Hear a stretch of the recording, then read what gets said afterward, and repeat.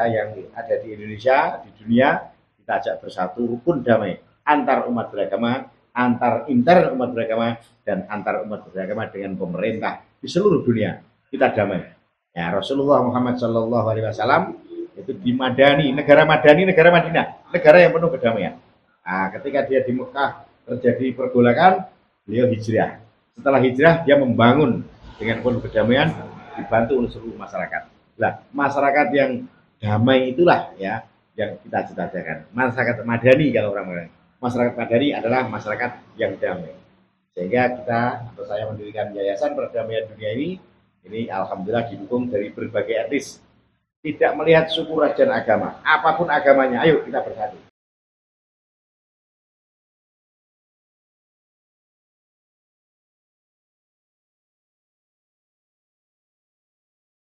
Assalamualaikum warahmatullahi wabarakatuh. Bersama transformasi yang saat ini ditemani oleh Ketua Yayasan Perdamaian Dunia ini Bapak Abdullah Fakih. Selamat malam Bapak. Selamat malam.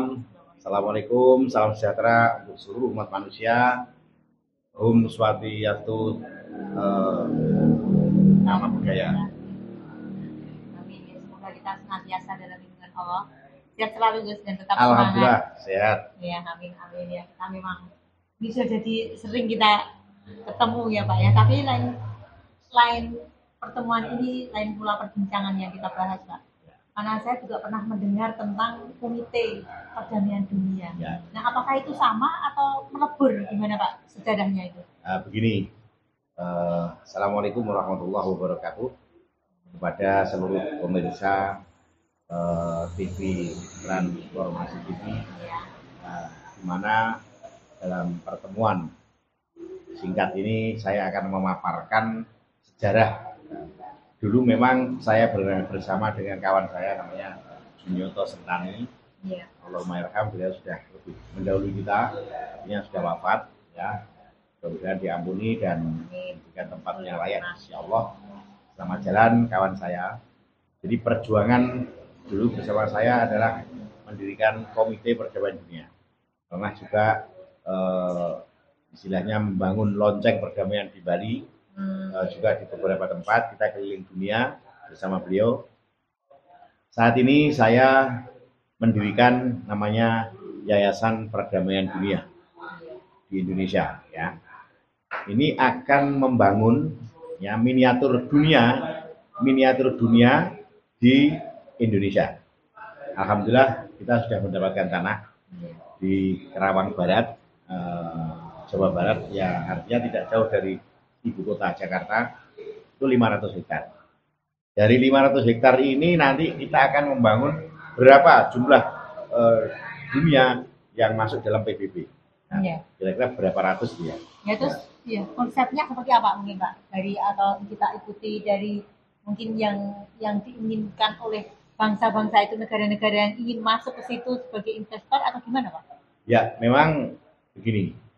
Berangkat dari pertemuan di Hotel Borobudur bersama tokoh-tokoh berbagai macam suku, ras, dan agama, juga di tempatnya Datuk Nasrullah ya, kawan saya, merupakan putra dari almarhumah Wakil Presiden Republik Indonesia pada saat itu Bapak Adam Malik.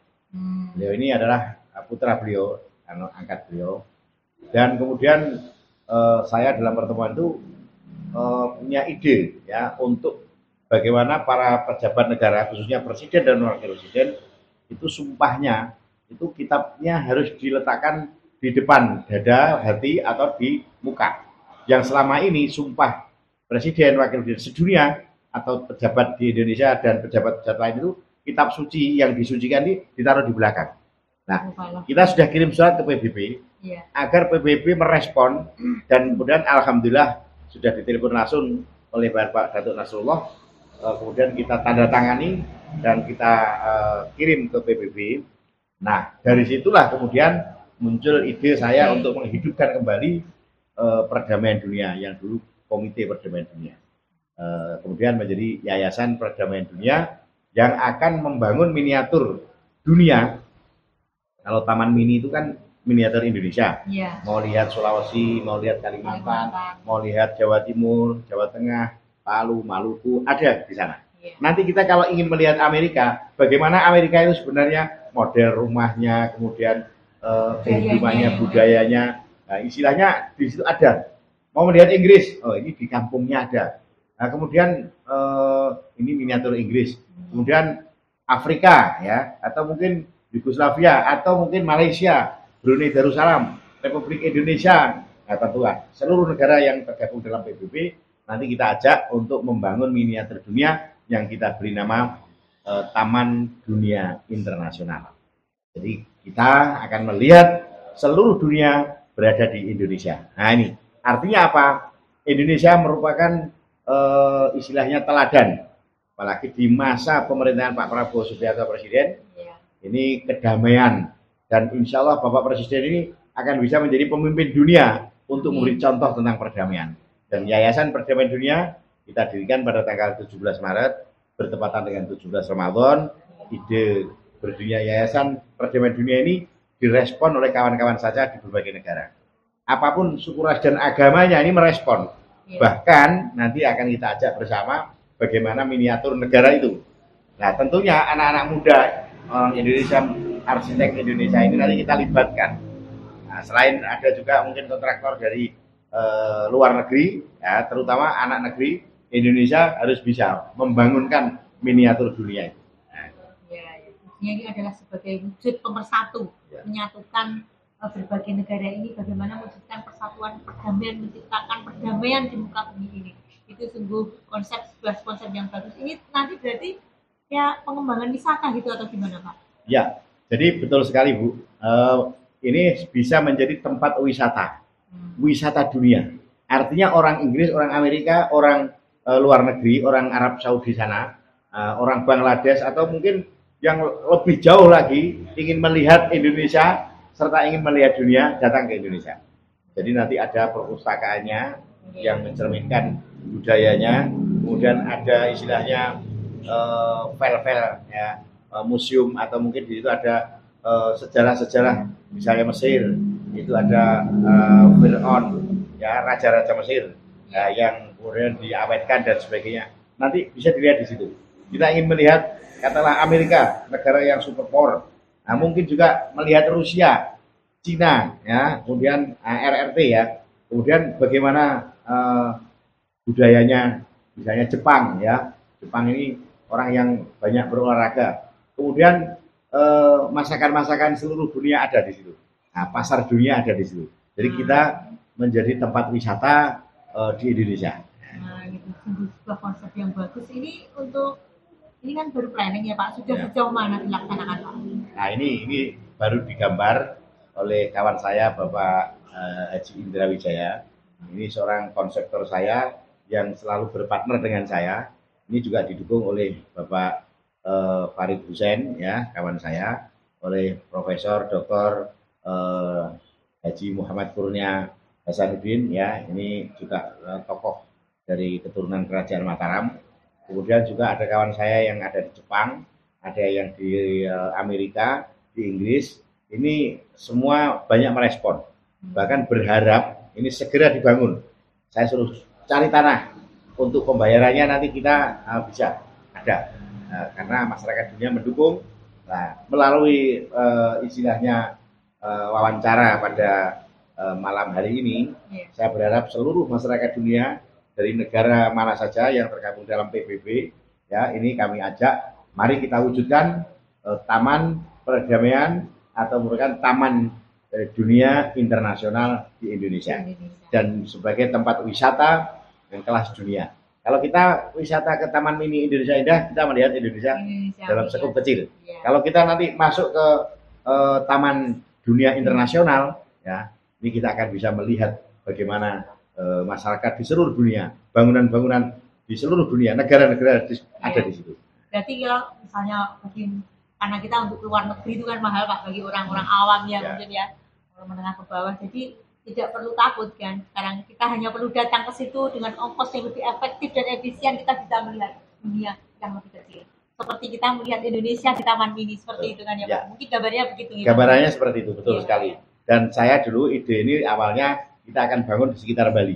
Nah, tapi kita mencari tanah di sana hanya dapat sekitar 300 hektar.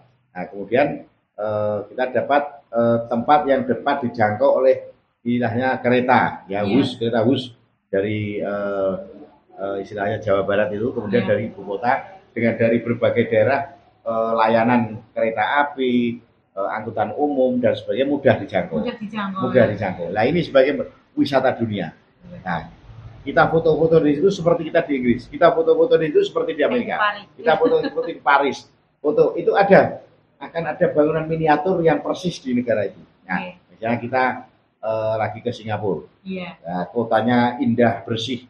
Nah, di situ nanti akan menggambarkan mungkin setiap negara kita siapkan 1 hektar, ya, atau mungkin 2 hektar kalau negara besar, atau 1,5 hektar. Jadi kita nanti keliling dengan shuttle bus atau kereta melingkar ya berjalan, kita akan melihat masing-masing bagaimana dunia yang ada di Indonesia ini. Nah, sebagai tokoh pemersatu bangsa, kami menjabat julukan kemarin Abdullah, tokoh pemersatu bangsa bersama kawan-kawan kita yang ada di gereja, para pendeta, kawan-kawan saya, para pastor, para istilahnya biksu dan rohaniawan, agamawan, agama-agama langit ya yang ada di Indonesia, di dunia, kita ajak bersatu rukun damai antar umat beragama, antar intern umat beragama, dan antar umat beragama dengan pemerintah di seluruh dunia.